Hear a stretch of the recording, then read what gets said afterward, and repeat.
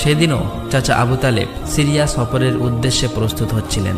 ঠিক সেই সময় শিশু মুহাম্মদ সাল্লাল্লাহু আলাইহি ওয়াসাল্লাম এসে বললেন, চাচা যান, আপনার সঙ্গে আমিও সিরিয়ায় সফরে যাব। কিন্তু শিশু মুহাম্মদের কথা চাচা আবু তালেব ফেলতে পারলেন না। অতঃপর পরের দিন ব্যবসার উদ্দেশ্যে শিশু মুহাম্মদকে নিয়ে চাচা আবু তালেব সিরিয়া সফরের উদ্দেশ্যে রওনা হলেন। এভাবেই চলতে চলতে কয়েক মঞ্জিল পথ অতিক্রম করার পর বাণিজ্য কাফেলা শাম নামক একটি জায়গায় গিয়ে বিশ্রাম নিচ্ছিলেন। সেখান থেকে কিছুটা দূরে খ্রিস্টানদের একটি গির্জা ছিল।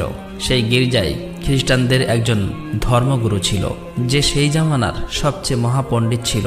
কাফেলা যখন আবারও চলতে শুরু করলো, তখন ওই খ্রিস্টানদের ধর্মগুরু লক্ষ্য করে দেখল কাফেলার সাথে সাথে যে সোজা শিশু নবী আছে, তার ঠিক মাথার উপর একখণ্ড মেঘ আছে, তার মাথার উপর ছায়া দিতে দিতে সরে আসছে। এটা দেখে তিনি অবাক হয়ে গেলেন। খ্রিস্টান ধর্মগুরু খুব শীঘ্রই তাদের ধর্মগ্রন্থ পড়ে বুঝলেন নিশ্চয়ই কাফেলার ভিতরে আখিরি জামানার শেষ নবী রয়েছে। তখন তিনি খুব দ্রুত তাদের